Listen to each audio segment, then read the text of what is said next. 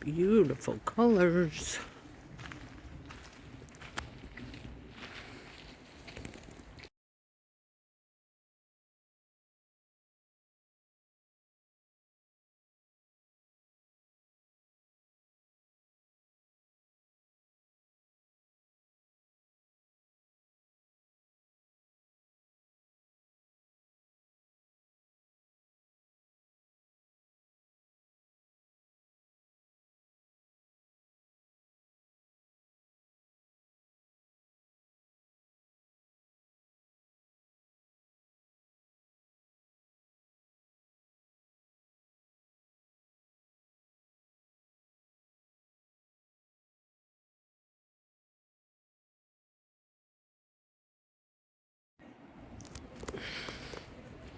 There's the tower. I'm going to be up there.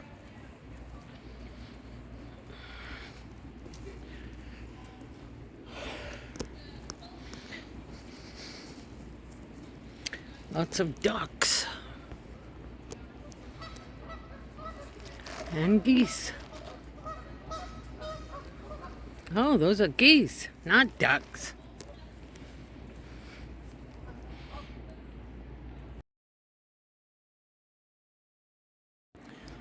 Okay, gonna go up there. 100 steps. I've counted them. Okay. Treehouse. All right, I'll see you at the top. Almost to the top. Now the spiral stairs. And that's the top. So, here we go. Oop.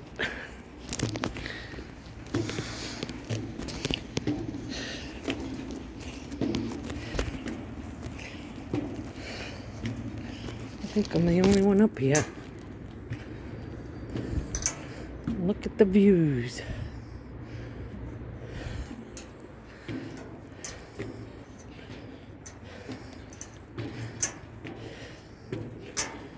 Coming to the top.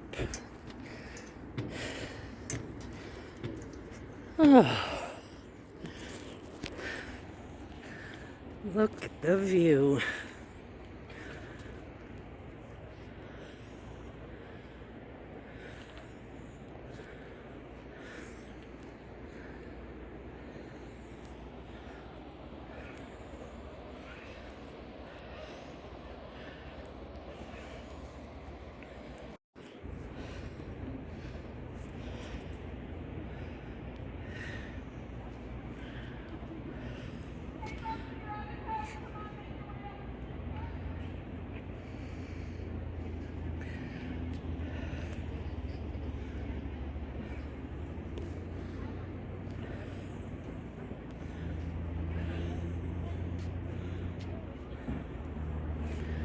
Treetops.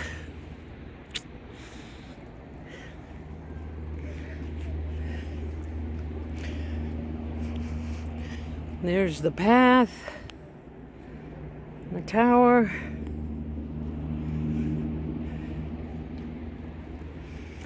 There's paths down there.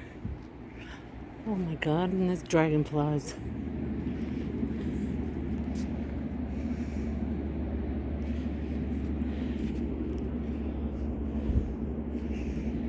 I love dragonflies.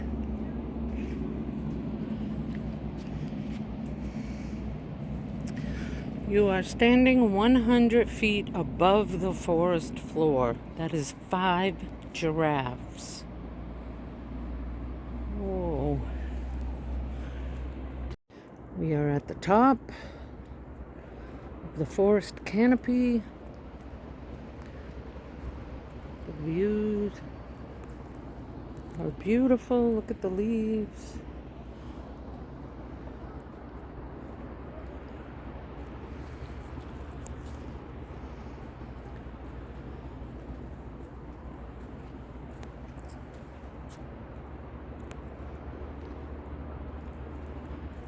Ducks and geese.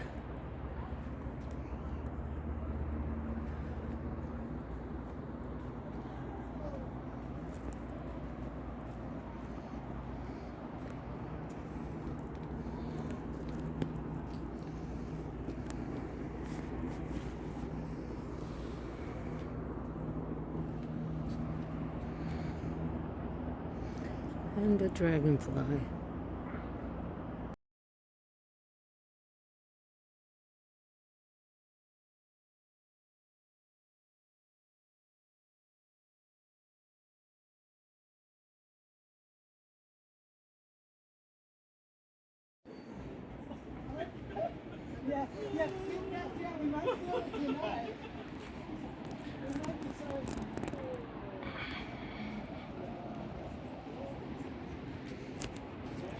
We're headed down there.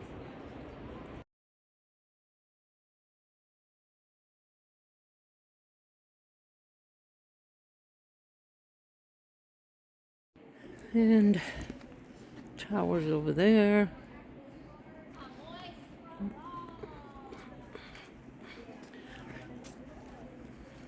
And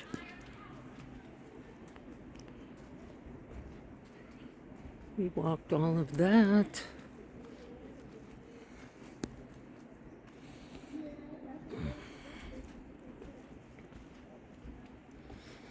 And we are exiting.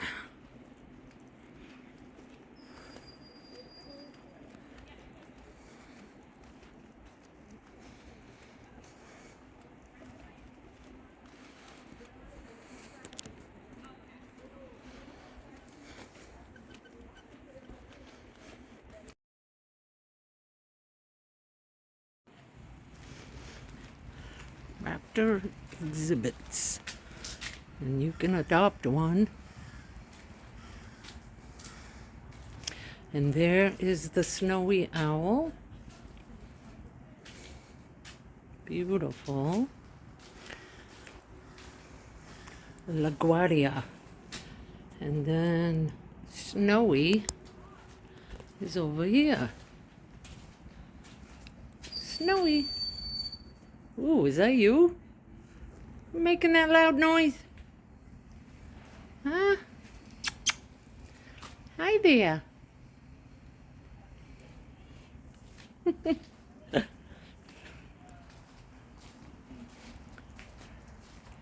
And next we have broad-winged hawk.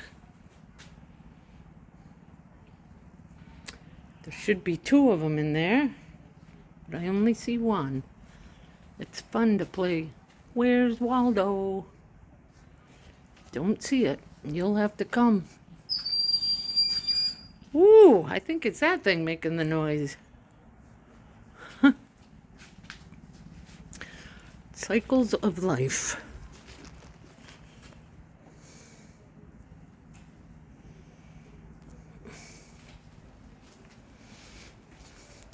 Black vulture.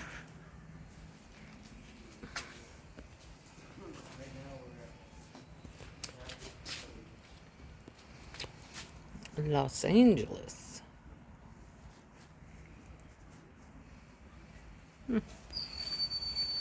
What is making that noise?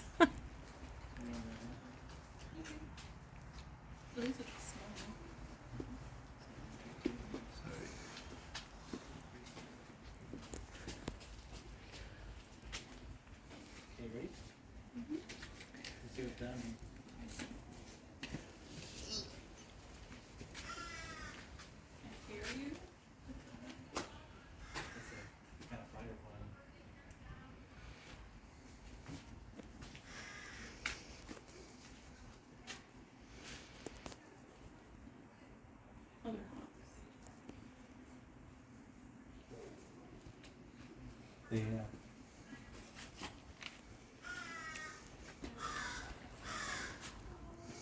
Use sound. Same sound.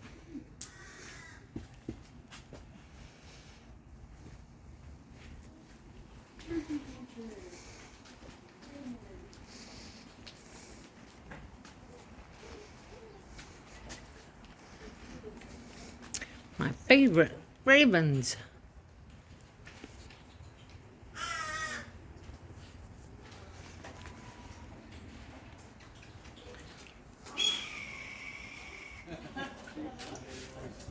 Hello. Hello. Hello.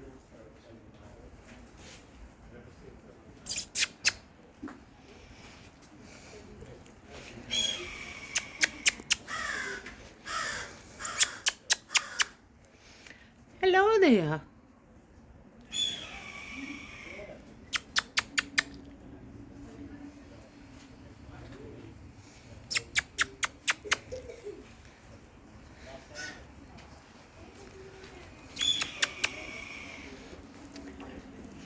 Hello there.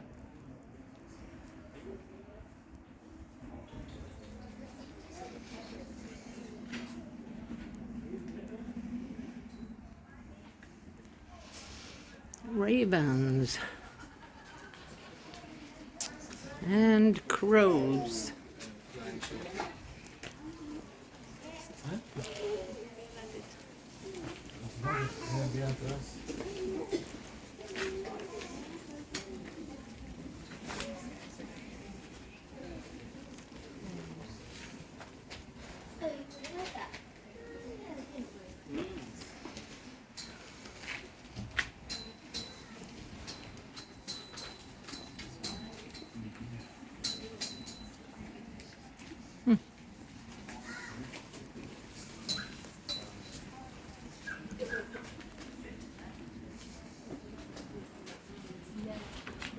Red-tailed hawk. Ew.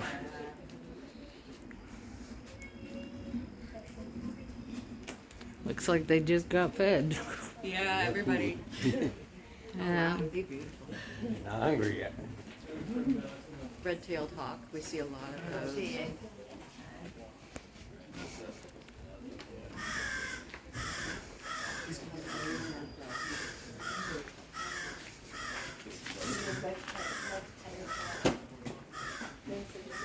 Cooper's hawk.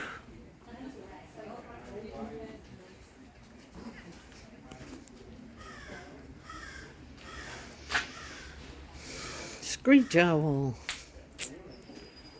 I don't see it. Where's Waldo? Oh, it's in the little house. Little nest. There should be two in there. I only saw one. And they've got little food. Look.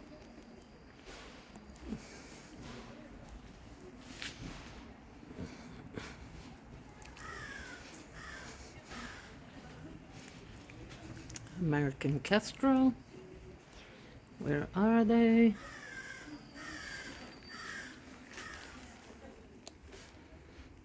They've got food, but I don't see them.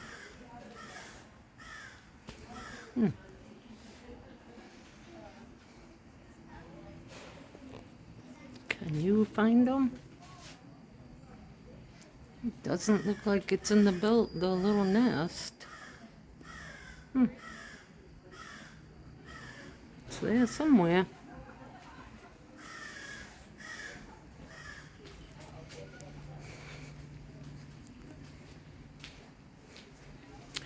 Barred owl.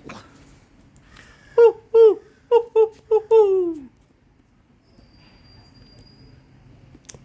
Two of them. I only see one. Oh yeah, there's one in the tree. One on the nest. Woo, woo. Barred owl. And that is the barred owl's most familiar call is often translated as "Who cooks for you? Who cooks for you?" Woo, woo, woo, woo, woo, woo. And we have horned owl, the great horned owl.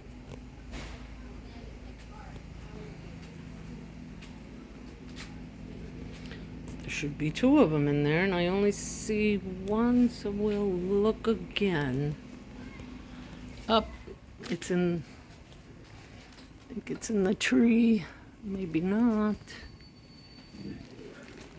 Oh yes, I see it up there in the tree. You can see the bottom half of the body.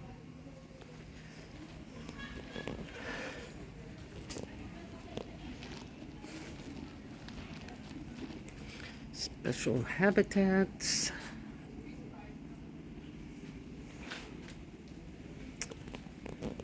Ooh, this one's eating. Get them eating. I believe they're peregrine falcons. Ooh.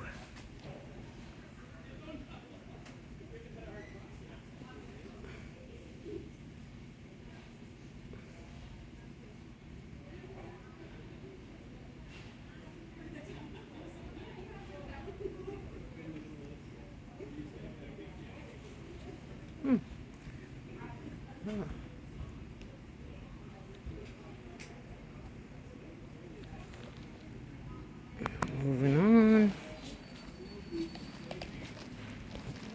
Peregrine.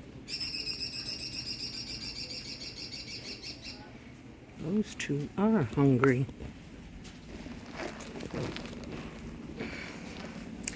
And golden eagles. Ooh, look at you. Look at you. Ooh. You can tell it's got a hurt wing. Can't fly. Go eat. Go eat. Go eat. Wow, look at you. It's like you got pants on. Go get your food. Go get your food. Go get it.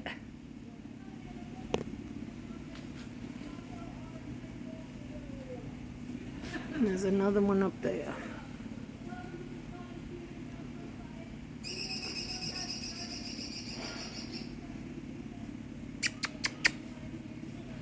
Look at you. And we have, well, that's the golden eagles. And we have one more, my favorite. Hello there. The bald eagle. Hello there. You are beautiful.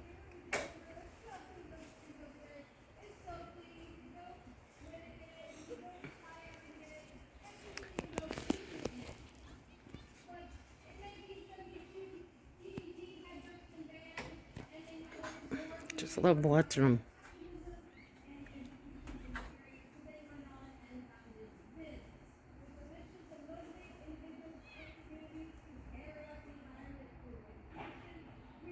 Okay.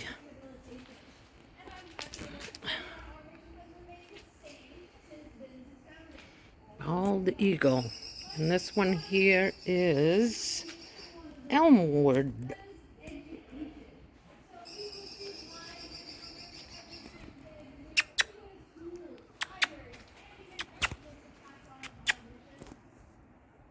Okay, Elmwood. Goodbye. Goodbye, Elmwood. Bye, Elmwood.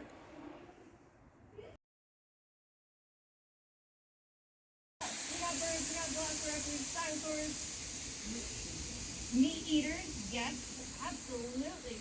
Because raptors are a type of bird known as has turned Tyrannosaurus Rex into, drum roll please, a chicken McNugget. This here is Miami. Miami is an eastern screech owl, and 2/3 of his name are correct. He is eastern. Eastern screech owls are found anywhere east of the Rocky Mountains, and he is an owl due to those beautiful large eyes which are currently closed and not facing you. But eastern screech owls are the second smallest owl species in Vermont. Smaller than them, sorry, I'm from Pennsylvania. Smaller than them is the northern saw-whet owl, which is half that size. Now these little guys you can find anywhere in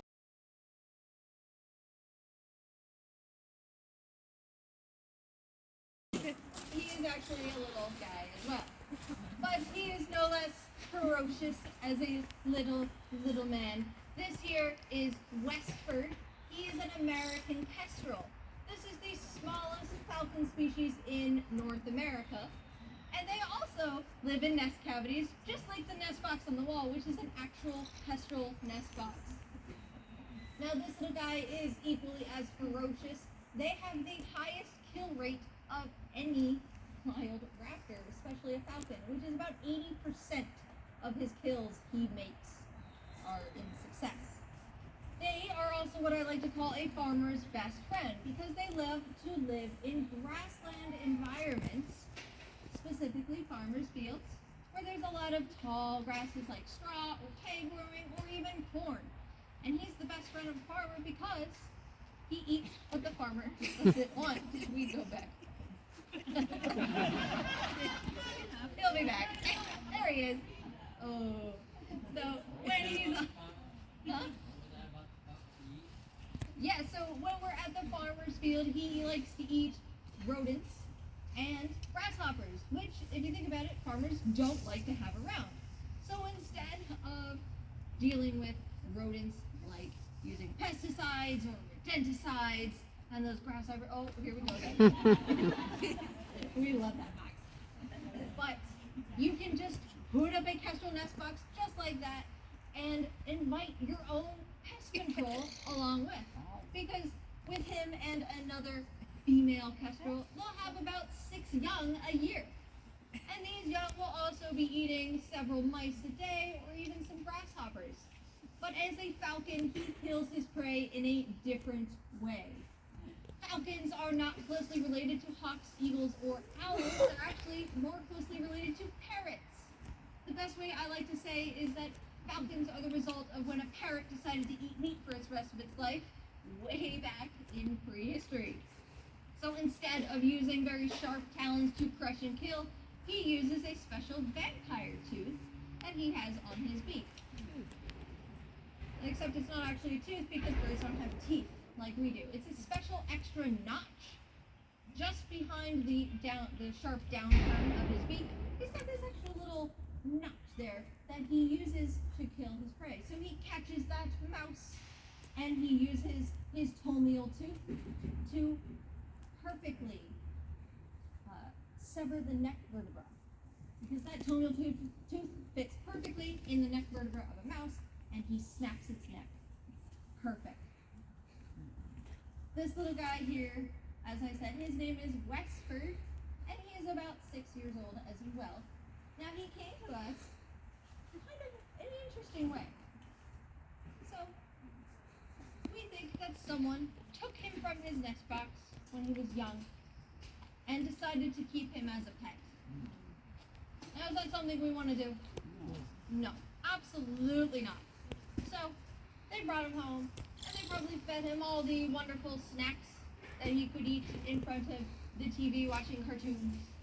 And he decided, I'm a human. Because when baby birds, especially raptors, are growing up, they go through a process called imprinting, where the baby bird looks up into the face of whatever's raising it and forms their self-identity. And sometimes they look up into the face of a human, and they think, oh, I'm a human, I'm supposed to own a home and do taxes. But unfortunately, he can't read or write or count, so that would be a little hard. But very soon, this person realized something. Well, first of all, they're loud. When Westford sees something he really doesn't like, he definitely lets us know. And for him, that's an umbrella. He lets out this sheer alarm call that sounds like he's saying, killy, killy, killy, higher pitch than I could even think about going. And he'll just sit and scream at it. But they eat a lot. He tends to eat about a mouse and a half a day. What goes in has to come out, so they're also very messy birds. They poop everywhere. And then, it's also illegal. So this person probably realized, oh, it's illegal. I should not be having this thing as a pet. And what do you think he did? Release him? Well, that would not be the great time, but he didn't release him. Instead, he put him in a box and said, you know what, I'm going to take it to a wildlife rehabilitator who's going to help it. He's dancing. And then get it back out into the wild. So he puts it on an Amazon box, closed it up, drove to the rehabilitator's house, put it outside the door, rang the doorbell, and left. He ding dong ditch that wildlife rehabilitator, who then came out and saw this Amazon box and thought, oh my god, my towels that I've been waiting forever on. Come on, Amazon Prime, what are you doing? Took that box up, brought it inside, opened it up, and out popped an American kestrel, adult American kestrel, making a begging call like a baby would to the human adult. Therein lies the problem. That is not supposed to happen. So they knew immediately this bird has been imprinted. And so he can no longer return to the wild. He searches out people for food, because we are the source of food, and he also does not know how to hunt. He also will never realize what a female American kestrel is. So sometimes we're the Inchworm. So instead, Beaver's here with us and will live out the rest of his days here with us. Now he has done an equally amazing job, so he can head on home. Does anybody have any questions about it? Or American customs as well? Really like it back. Me too.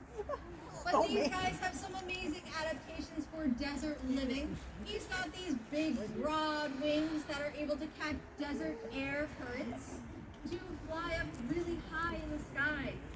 As he's flying by, you can also see he's got a very long, narrow tail, almost like Westford did. This is for aerial maneuverability, because as he's flying and hunting in the deserts of Arizona, he might be going after a desert hummingbird that is about maybe this big. Or he might be hunting a kangaroo rat that just jumped right over his head. Now this long tail enables him to twist and turn in the air to catch his prey. As he lands back on the gloves, you'll also notice that he's got very spoils. Because when you're in the desert, don't you agree that it's a little hard to find water? Oh yeah. So, crafters have evolved to get most of their moisture needs from their food. So they're able to get and utilize the water content of their food instead of finding a puddle to drink in the wild. Now, I would like to showcase his amazing aerial abilities. So we're going to see if he wants to come over to this platform. Scritchy, scritchy. So I have a piece of his diet here, and we're going to throw it up and see if he can catch it. Ready? Oh, you dropped it. You threw it at me. There you go. These birds, because of their social nature, are prized for the art of falconry, which is hunting game with a raptor as your gun. And they are prized for that due to their social nature. Chesterland here is 22 years old and was bred in Chesterland, Ohio for